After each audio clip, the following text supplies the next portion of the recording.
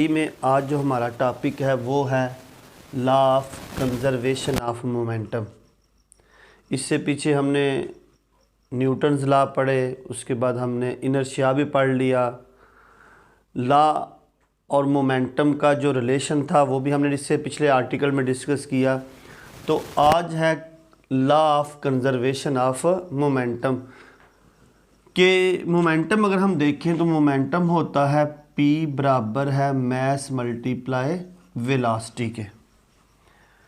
तो law of conservation क्या चीज़ है, कंजर्वेशन क्या चीज़ है, इस पे हमने आज डिस्कस करना है कि अगर ऐसा सिस्टम जिसके अंदर बॉडी का इनिशियल मोमेंटम और फाइनल मोमेंटम जो है वो इक्वल हो तो उसको हम कंजर्वेटिव या कंजर्वेशन कहते हैं।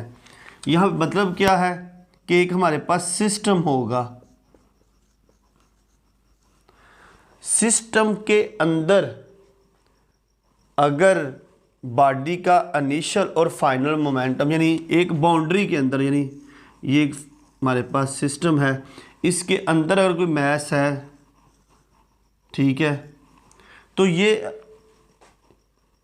इनका इनिशियल और फाइनल मोमेंटम आपस में क्या होगा, इक्वल होगा। तो इसके लिए शर्त क्या है कि जो सिस्टम होंगे वो आइसोलेटेड होंगे, आइसोलेटेड सिस्टम। अब स्टूडेंट ये आइसोलेटेड सिस्टम क्या होगा कि जब भी किसी सिस्टम के ऊपर कोई भी एक्सटर्नल फोर्स, बाहर से कोई फोर्स अमल ना करे, no external force act on it, मतलब सिस्टम के ऊपर बाहर से कोई फोर्स अमल ना करे। तो लॉ ऑफ कंजर्वेशन को पढ़ने के लिए हमें बहुत ज़्यादा मुहतात रहना पड़ेगा, एक हदूद के अंदर रह के बड़ी एहतियात के साथ हम law of conservation of momentum पढ़ते हैं कि इसमें कोई एक्सटर्नल फोर्स यानी इसके ऊपर, सिस्टम के ऊपर कोई प्रेशर ना लग रहा हो, ठीक है, कोई फ्रिक्शन की फोर्स, यानी कोई भी एक्सटर्नल फोर्स जो हो वो सिस्टम को मुतासर ना करे। तो उसके अंदर जब उसका इनिशियल और फाइनल मोमेंटम इक्वल रहेगा तो उसको हम law of conservation of momentum कहते हैं। अब स्टूडेंट अगर हम देखें तो कंजर्वेशन में हमारे पास जो सबसे इम्पोर्टेंट चीज़ क्या है कि सिस्टम जो होगा वो क्या होगा, आइसोलेटेड, सिस्टम आइसोलेटेड होगा। ये हमें कन्फर्म हो गया। अब स्टूडेंट अगर हम देखें कि एक हमारे पास ये कंटेनर है, close container, container of gas.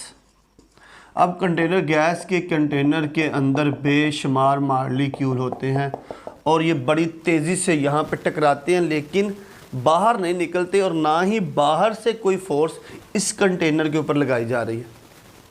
अंदर गैस के मॉलिक्यूल है वो कभी इस दीवार से टकरा रहे हैं, कभी इससे टकरा रहे हैं, कभी इससे, कभी इससे, कभी आपस में भी टकरा रहे होते हैं। हमने पढ़ा था ये गैस के अंदर, ठीक है। तो लेकिन इस पे कोई भी एक्सटर्नल फोर्स जो होती है वो अमल नहीं करते और ये सिस्टम जो होता है ये आइसोलेटेड सिस्टम होता है। अब स्टूडेंट इसकी डेफिनेशन पे जाएं तो वो होता है the momentum of a isolated system of two or more than two interacting body remain constant. अब यहाँ पे टू या मोर देन टू, तो सिस्टम बनता ही एक से ज़्यादा चीज़ें, टू या, अब एक चीज़ तो सिस्टम नहीं हो सकती, दो या दो से ज़्यादा अगर बॉडी हो किसी सिस्टम के अंदर, that two interacting each other, एक दूसरे से टकराती हैं, रिमेन कांस्टेंट। अब उसका मतलब है उसमें टकराने से पहले और टकराने के बाद उसका जो मोमेंटम होता है वो सेम रहता है। स्टूडेंट मोमेंटम यहाँ पे चेंज नहीं होता, इनिशियल मोमेंटम और फाइनल मोमेंटम जो होता है वो सेम रहता है। अच्छा अगर हम फ़र्ज़ कर लेते हैं कि हमारे पास अगर दो मैसेज ले लें, हम दो मैसेज ले लेते हैं इसको समझने के लिए, एक M1 और एक स्टूडेंट ले लेते हैं हम M2। अब स्टूडेंट दोनों जो मास m1 और m2 हैं ये मूव कर रहे हैं। अगर हम इसको कह दें, क्योंकि हमारे पास दो है, इसकी जो वेलोसिटी है वो u1 है और इसकी जो वेलोसिटी है वो u2 है, यानी ये एक वेलोसिटी के साथ हरकत कर रहे हैं। एक को हमने u1 कर दिया और एक को u2 कर रहे हैं। अब स्टूडेंट ये यहाँ पे चल रहे होते हैं, ये इसका हम कहते हैं इनिशियल मोमेंटम है। इनिशियल मोमेंटम के लिए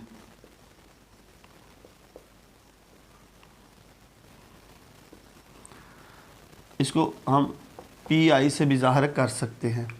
अब स्टूडेंट अगर हम देखें, अब ये यहाँ पे चल रहे, चलते चलते आगे यहाँ पे जाके थोड़ा सा आगे जाते हैं तो इनका आपस में कोलिजन हो जाता है, यानी m1 जो है वो टकराता है किसके साथ, m2 के साथ।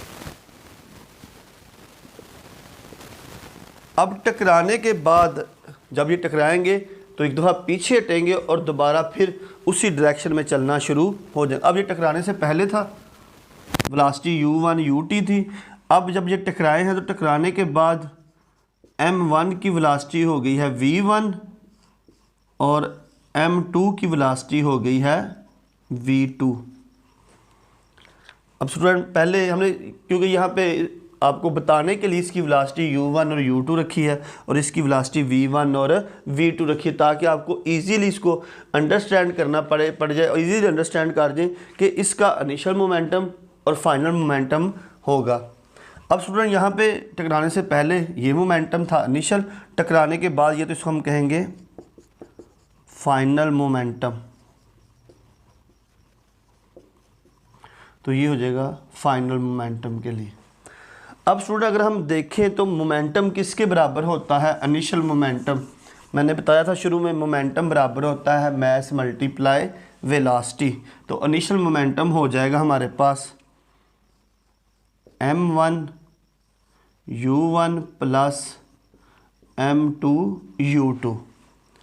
मास मल्टीप्लाई वेलोसिटी पहला मोमेंटम और मास मल्टीप्लाई वेलोसिटी हमारे पास दूसरा मोमेंटम, ये टोटल हमारे पास इनिशियल मोमेंटम है। अब स्टूडेंट अगर फाइनल मोमेंटम देखें हमारे पास तो वो है m1 v1 plus m2 v2। Student यही हमारे पास इनिशियल और फाइनल मोमेंटम था कि इनिशियल मोमेंटम जो है वो हमारे पास m1 u1 प्लस, क्योंकि दो बॉडी हैं दोनों को प्लस कर लिया। फाइनल मोमेंटम था m1 v1 plus m2 v2। अब स्टूडेंट हमें एक law of conservation of momentum कहता है कि इनिशियल मोमेंटम और फाइनल मोमेंटम जो है वो आपस में इक्वल होते हैं। Law of conservation of momentum जो है ये इसने हमें बताया है। अब स्टूडेंट ये जो हमारे पास इनिशियल मोमेंटम था ये उस वक़्त था जब बॉडियाँ आपस में मूव कर रही थी, इनका आपस में कोई कोलिजन नहीं हुआ, इनका कोई टकराव नहीं हुआ।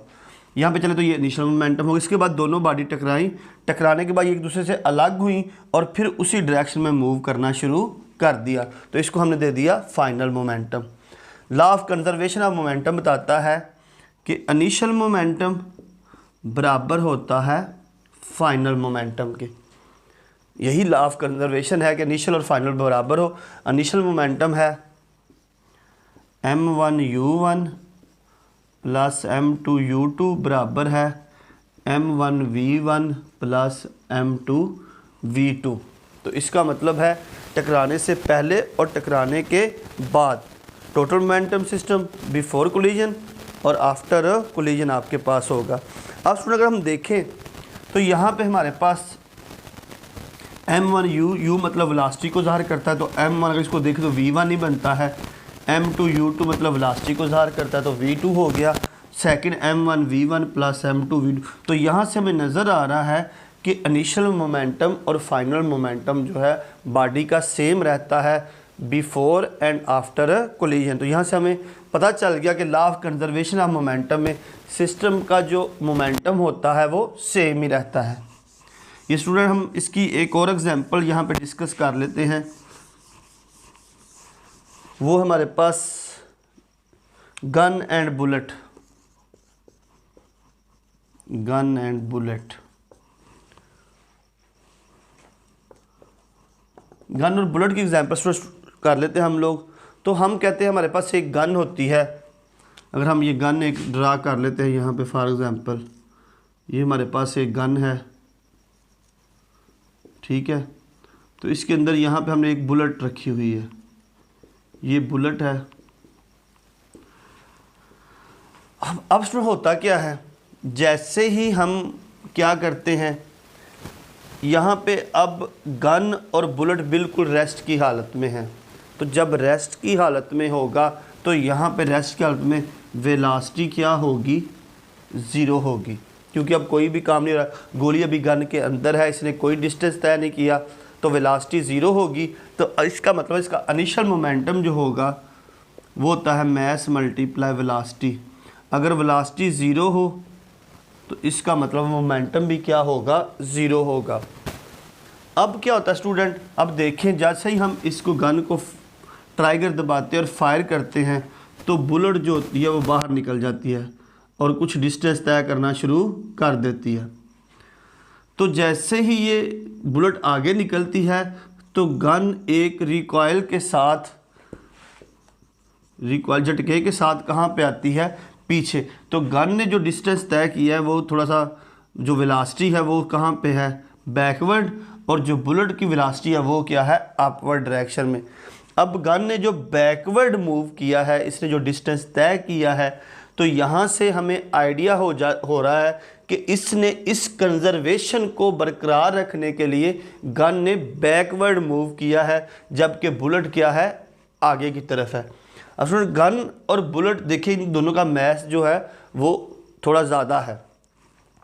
अब देखिए जो गन, जब हम किसी फायर करते हैं तो गन थोड़ा सा पीछे की तरफ जाती है, यानी कि बहुत दूर चली जाती है गन, थोड़ा सा झटका लेती है कुछ इंचेस के लिए या साथ, और बुलेट जो होती है वो बहुत दूर जाती है। बुलेट का साइज़ छोटा होता है और गन का साइज़ क्या होता है, बड़ा होता है। अब ये जो रिकॉइल करती है गन, तो इसमें इसने, क्योंकि law of conservation of momentum की वजह से ये रिकॉइल करती है।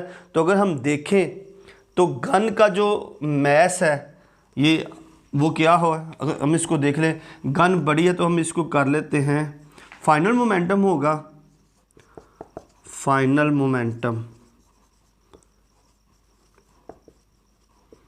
तो ये होगा स्टूडेंट, अगर हम देखें तो ये बन जाएगा, अगर हम देखें हमने जो गन का मास है, क्योंकि गन बड़ी है तो इसको हमने ग्रेटर एम से, और इसकी जो वेलोसिटी है उसको ग्रेटर वी से ज़ाहिर किया हुआ है। अगर हम दूसरा इसके साथ बुलेट है तो प्लस स्मॉल एम और स्मॉल वी, यानी बुलेट का जो मास है वो हमने स्मॉल एम और बुलेट का जो वेलोसिटी है वो स्मॉल वी से ज़ाहिर है। अब दो चीज़ें हैं तो इन दोनों का अब दोनों का इनिशियल मोमेंटम तो ज़ीरो था, हमने कहा क्योंकि रेस्ट की हालत में थे तो मोमेंटम बिल्कुल ज़ीरो था। जैसे ही गन फायर की, गन भी पीछे की तरफ रिकॉइल करती है, पीछे की तरफ आती है, और बुलेट आगे की तरफ जाती है। दोनों ने वेलोसिटी, जब वेलोसिटी होगी, डिस्टेंस कवर होगा, तो इसमें मोमेंटम जो होगा वो मौजूद होगा। Student mass multiply velocity plus m multiply v, अगर हमने यहाँ पे इसको अगर हमने करना हो कि ये हमारे पास इनिशियल मोमेंटम ज़ीरो है तो इसकी वेलोसिटी फाइंड करनी हो हमने, तो हम कह सकते हैं इसको एम वी, ठीक है। तो अगर हम इसको करें तो ये हो जाएगा उस साइड पे जाके माइनस का, हमने वेलोसिटी फाइंड करनी है तो minus m v over greater m. अब स्टूडेंट यहाँ से देख लें कि हमारे पास जो वेलोसिटी है वो किस में आएगी, माइनस में। तो ये माइनस में आने की वजह क्या है वेलोसिटी कि, क्योंकि गन जो है रिकॉइल करती है, बैकवर्ड आती है, ताकि वो इस कंजर्वेशन को बरकरार रख सके और इसका इनिशियल और फाइनल मोमेंटम क्या हो सके, इक्वल हो सके। अगर हम देखें यहाँ पे तो देख the velocity v of the gun negative sign indicate that velocity of the gun is oppose to the velocity of the bullet. The gun recoil since mass of the gun is much larger than the bullet, therefore the recoil is much smaller than the velocity of the bullet. तो मैंने कहा gun बिल्कुल थोड़ा सा recoil करती है, क्यों, क्योंकि गन का मास जो होता है वो बहुत बड़ा होता है, जबकि बुलेट का मास उसके मुकाबले में बहुत कम होता है। और जो ये रिकॉइल थोड़ा सा करती है, रिकॉइल करने की वजह क्या है, ताकि वो इस कंजर्वेशन के कानून को बरकरार रख सके। तो ये स्टूडेंट एग्जांपल थी हमारे पास गन एंड बुलेट की। और याद रखिएगा कि यहाँ पे जो वेलोसिटी होगी गन की वो नेगेटिव साइन इंडिकेट करेगी और वो माइनस में आएगी, क्योंकि गन का मैस बड़ा होने की वजह से वो रिकॉइल पीछे की तरफ गलती है, और बुलेट जो होती है वो छोटा होने उसका मैस भी कम होता है और वो फारवर्ड मूव करती है। इसके अलावा अगर हम देखें स्टूडेंट, जेट इंजन या रॉकेट वगैरह जो होते हैं, एग्जाम्पल में लास्ट में हमारे पास ये एग्जाम्पल है, रॉकेट्स या जेट इंजन हमारे पास होते हैं, jet engines. Student jet engine जो होते हैं ये भी हमारे पास इसी प्रिंसिपल पे काम करते हैं, law of the conservation of momentum या थर्ड लॉ ऑफ न्यूटन पे। एक्शन और रिएक्शन की वजह से जो हमारे पास बॉडी मूव करती है वो हम थर्ड लॉ में पढ़ते हैं। तो law of conservation of momentum में अगर आप देखें तो जो हॉट गैसेज होती है, अगर ये हमारे पास एक है रॉकेट है या कोई भी है, तो ये पीछे की तरफ जो है वो गैसेज जो होता है वो खारिज करता है और ख़ुद कहाँ पे मूव कर रहा है, अपवर्ड डायरेक्शन में। तो जब ये अपवर्ड डायरेक्शन में मूव करता है तो इसका लार्ज मोमेंटम रश, ये जहाँ पे गैसेज रश आउट करती है नीचे की तरफ, जैसे एक बलून था हमने, तो ये बलून है हमारे पास, ठीक है। तो इसमें जब हमने एयर फिल की होती है तो जैसे ही हम यहाँ से एयर निकालते हैं तो बलून मूव कर जाता है फॉरवर्ड, जबकि यहाँ पे जो एयर होती है वो रश आउट होती है पीछे की तरफ और बलून ऊपर की तरफ जाता है। तो यहाँ पे क्योंकि हमारे पास इसकी वेलोसिटी जो होती हैं, जैसे ऊपर जाता है रॉकेट या जेट इंजन तो इसकी गैसेस बड़ी स्पीड के साथ पीछे की तरफ और इसकी वेलोसिटी बहुत ज़्यादा होती हैं, तो ये भी law of conservation of momentum के प्रिंसिपल पे ही काम करती हैं। और लेकिन मैंने आपको शुरू में बताया था कि law of conservation of momentum में क्योंकि सिस्टम हमारे पास जो होते हैं वो आइसोलेटेड होते हैं। आइसोलेटेड का मतलब होता है कि यहाँ से बाहर से no internal force act on it, इस पर कोई भी बाहर से फोर्स अमल नहीं करती।